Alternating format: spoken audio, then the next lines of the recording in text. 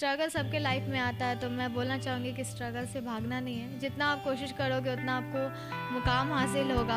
लड़की है तो ये नहीं कर सकते, वो नहीं कर सकते, तो ये चीज़ बहुत गलत है। विश्वास है कि आप सभी का प्यार और लगातार बना रहे ताकि मैं और भी आगे बढ़ूँ। कहा जाता है कि अगर हौसला बुलंद हो तो आसमान को छू लेने की ताकत रखती है, और इतना भी कि पीछे मुड़कर भी नहीं देखा जा सकता है। पिता का साया उठा फिर भी हिम्मत नहीं हारी। बिहार की इस बेटी ने मुंबई में तहलका मचाई और अब भी कारनामा बाकी है, और बिहार की बेटी परचम लहराएगी। हमारे साथ आलिया श्रीवास्तव है, जो कि स्ट्रगल कर कर मुंबई तक पहुंची है, इंडियन आइडल के मंच तक पहुंची है। अभी पूरी फिल्म बाकी है, अभी ट्रेलर शुरू हुआ है, लेकिन मुंबई के मंच पर बिहार की बेटी अपना परचम लहराने के लिए तैयार है। और आलिया हमारे साथ है। आलिया, सबसे पहले न्यूज़ पीआर में आपकी बहुत बहुत बधाई। Thank you sir. और मैं अपना परिचय देना चाहूँगी। मैं आलिया श्रीवास्तव और मैं प्रोफेशनली सिंगिंग करती हूँ और इंस्ट्रूमेंट प्लेइंग। सो मुझे ये बहुत अच्छा लग रहा है कि मुझे यहाँ पे बुलाया गया एक इंटरव्यू के ज़रिए। और आलिया, सॉन्ग तो बहुत सारे होंगे, लेकिन कोई एक ऐसा सॉन्ग जो दिल को छू ले और वो इंडियन आइडल के मंच पे हुआ? इंडियन आइडल का तो ऑडिशन दी हूँ, बट अभी उसका लाइव टेलीकास्ट नहीं हुआ है। और रावा इंटरनेशनल का ऑडिशन दी, उसके लिए मैं पटना से सिलेक्ट हुई, रांची से हुई, उसके बाद मुंबई से, और उसके बाद फिर वेस्ट बंगाल जा रही हूँ इंटरनेशनल के लिए। और इसी तरह चलते रहेगा, बस स्ट्रगल करते रहना है और फिर सीखना है और सिखाना है। और सॉन्ग जो हो, हाँ, लता मंगेशकर जी का सॉन्ग है, जो कि लता मंगेशकर जी मेरी बहुत फेवरेट हैं, रह चुकी हैं और अभी हमेशा रहेंगी, और उनका सारा सॉन्ग्स है जो कि मैं गाती हूँ। एक सॉन्ग सुना दीजिए हमारे दर्शकों को भी। ओके।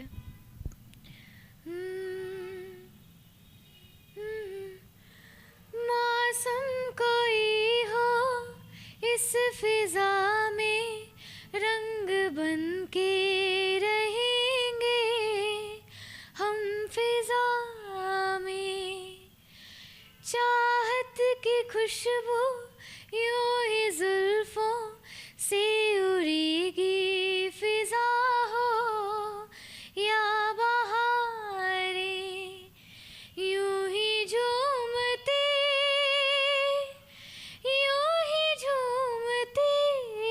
और तुमसे मिलेंगे बनके कली बनके शबा बागे वफा में रहे ना रहे हम।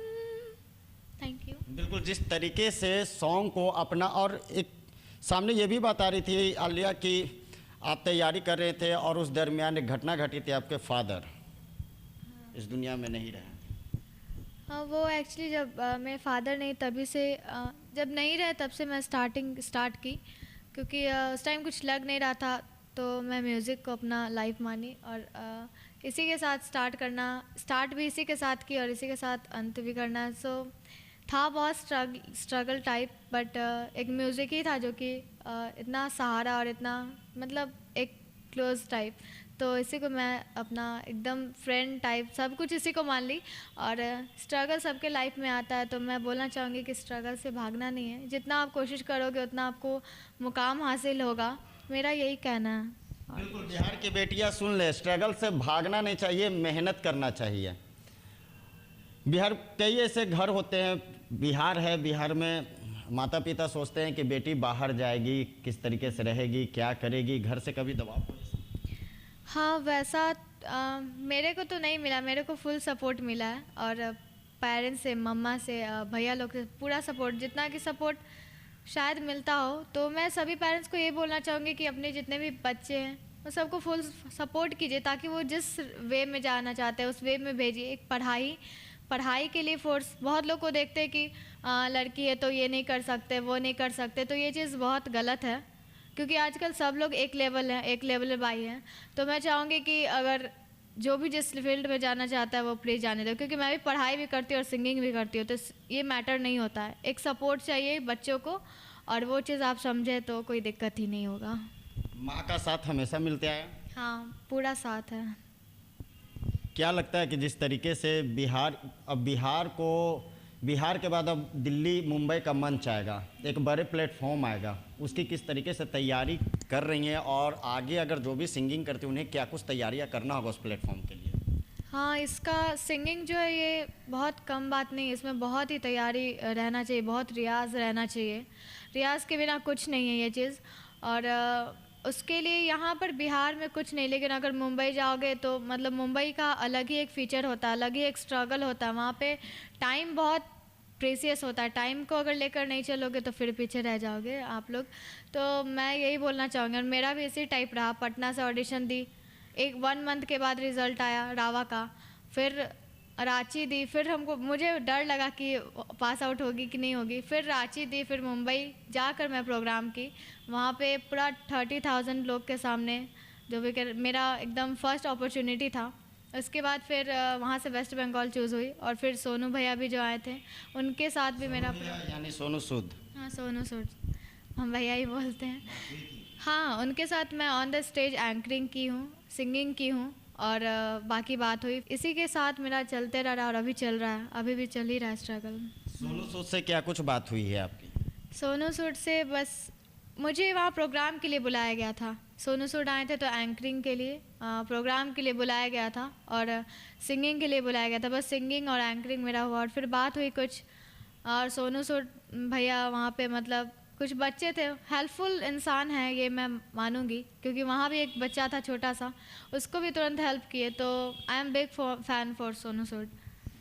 न्यूज़ प्यार के दर्शकों के लिए एक धमाकेदार गाना सुना दी। पहले तो मैं बोलना चाहूँगी कि मैं ज़्यादा लता मंगेशकर जी की रह चुकी हूँ, वही मेरे आइडियल है। बट आजकल का चल रहा है तो आजकल के जनरेशन टाइप। अगला वा मजबूरी नू आन जान दी पसूरी नू जहर बने हाँ तेरी पी जावा मैं पूरी नू आना सी ओ नहीं आया दिल बाग बाग मेरा टकराया कागा बोल के डस जावे रावा देना चूड़ी नू रावा जी बाबा मैं ओनू लुकावा कोई मैनू ना रोके मेरे ढोल जुदाइया दी तेनू खबर किवे होवे आ जाए दिल मेरा पूरा भी ना होवे। Thank you. आलिया, पढ़ाई भी साथ हो रही है और सिंगिंग भी हो रही है, दोनों को मैनेज किस तरीके से करते हैं? हाँ, मैनेज करना बहुत डिफ़िकल्ट होता है, क्योंकि अभी जस्ट मेरा बोर्ड भी है, और उसी के साथ जस्ट मॉर्निंग रियाज मीन्स ज़्यादा पढ़ाई, मतलब दोनों इम्पॉर्टेंट है हर एक। अगर आप कुछ भी चूज़ कर रहे हैं तो मैनेज बहुत दिक्कत होता है, लेकिन करना पड़ता है। जब चूज़ किए तो फिर करना ही होगा। और मैं कहना चाहूँगी किसी भी फील्ड में जाओ तो उसको आधा ना छोड़ो, और बस उसी तरह हो रहा है दिन रात, और क्या बोल सकती हूँ। मुंबई का मंच बड़ा मंच रहेगा, डर तो बना हुआ रहेगा, लेकिन उस डर को ख़त्म करने के लिए क्या करना होगा? मंच तो बड़ा होगा, लेकिन मंच मैं अब एक्चुअली मैं एक प्रोग्रामर भी शोज़ भी डेली होता है मेरा, रोज़ डेली होता है हर जगह, बिहार में हर जगह होता है, समस्तीपुर, सीतामढ़ी, सब जगह, मतलब बिहार में मैं ऑल ऑफ बिहार कर चुकी हूँ। और मुंबई का मेरा फर्स्ट अपॉर्चुनिटी था। डर तो था क्योंकि 30,000 लोग था, और इस बार जो वेस्ट बंगाल के हैं उस पर 60,000 लोग रहेंगे, जिसमें कि रसिया, अमेरिका, सब लोग से आएंगे, ऑल ऑफ कंट्री से आएंगे सारे लोग, 3-3 लोग सिलेक्ट होकर, और यहाँ से भी 3 हुए हैं जिसमें मैं भी हूँ।